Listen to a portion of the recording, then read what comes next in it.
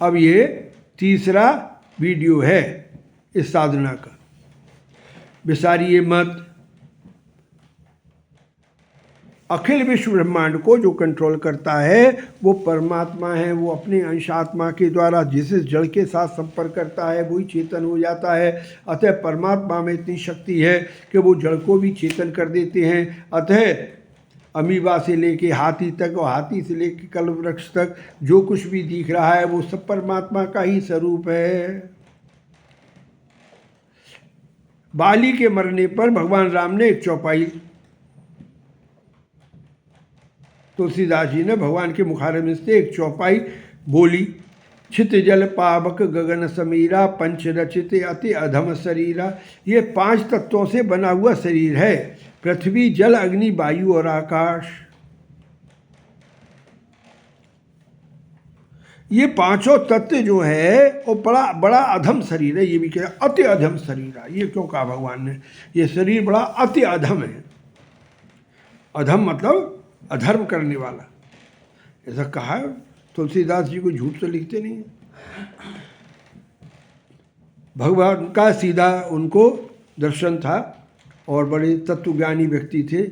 रामायण की एक एक चौपाई का एक एक अक्षर मोतियों की तरह है।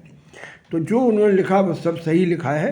तो उसके 5 तत्व क्या बनाए? पृथ्वी जल अग्नि वायु और आकाश। पृथ्वी नीचे है, आकाश ऊपर है, कोई मेल नहीं है। जल का और अग्नि का कोई मेल नहीं है। जल अधिक होगा, पानी जल अधिक होगा, अग्नि को बुझा देगा। अग्नि अधिक होगी, जल को सुखा देगी। और वायु सबको उड़ाता है। ये विरोधी 5 तत्व जब भगवान निर्णय लेते हैं कि मुझे आत्मा का निर्माण करना, जीव का निर्माण करना है, जीवात्मा का, तो वो अपने अंश आत्मा को इस 5 तत्वों के साथ भेज देते हैं। जीवात्मा का निर्माण हो जाता है। जैसे जीवात्मा का निर्माण हुआ तो भगवान ने इस जीवात्मा की आंखों पर संसार रूपी माया का पर्दा डाल दिया, जिससे ये कहने लगा मैं तो भैया मायाबद्ध जीव हूँ। मैं तो रोते रोते जन्म लेता हूँ, रोते रोते मर के चला जाता हूँ। और जवानी बुढ़ापा और बचपन जवानी बुढ़ापा प्रारब्ध के हिसाब से भोगता हूँ, जैसा सुख दुख लिखा है भाग्य में। और अपनी वासनाओं के हिसाब से 84 लाख योनियों में कभी कीड़ा मकोड़ा बनता हूँ, कभी हाथी घोड़ा बनता हूँ, कभी कुत्ता बिल्ली बनता हूँ, कभी पेड़ पौधा बनता हूँ, कभी घास फूस बनता हूँ। ऐसे ही दुख उठाता फिरता हूँ। तो मैं जो है जीवात्मा हो गया एक भाग।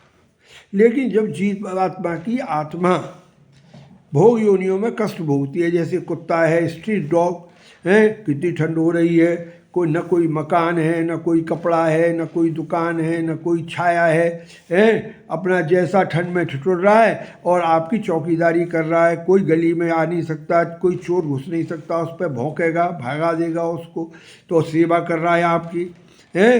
तो ऐसा जीवन होने से जहाँ कोई संग्रह न हो और संसार की सेवा हो रही हो, ऐसे पेड़ पौधे हैं संसार की सेवा करने के लिए उत्पन्न होते हैं, छाया देते हैं, फल देते हैं, सब ऑक्सीजन देते हैं, हवा शुद्ध करते हैं।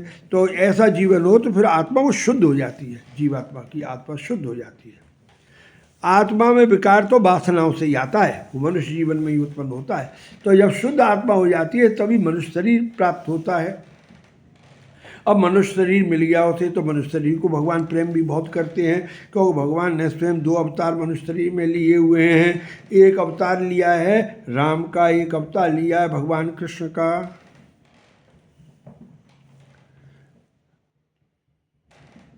और इस वजह से भगवान ने मनुष्य को बुद्धि अधिक दी है जानवरों से, और विवेक भी दिया है। विवेक जानवरों में नहीं होता है। अच्छा,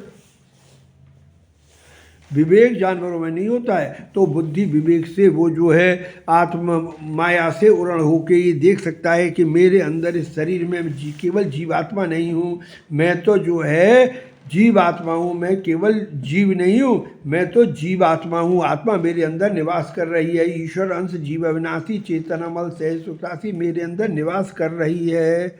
तो ऐसा भाव आ जाए, इतना ज्ञान हो जाए तो जीवात्मा हो जाएगा। और गहराई से सोचे कि भाई मेरा 8 दिसंबर 1946 को जन्म हुआ था और उसी दिन से मेरे पीछे जो है मृत्यु भगवान ने लगा दी। ये नियम है भगवान का, जैसे ही जीव जन्म होगा उसी दिन से मौत उसके पीछे लग जाएगी और रोजाना उसका एक दिन खा जाएगी, मार देगी वो मौत उसको एक दिन।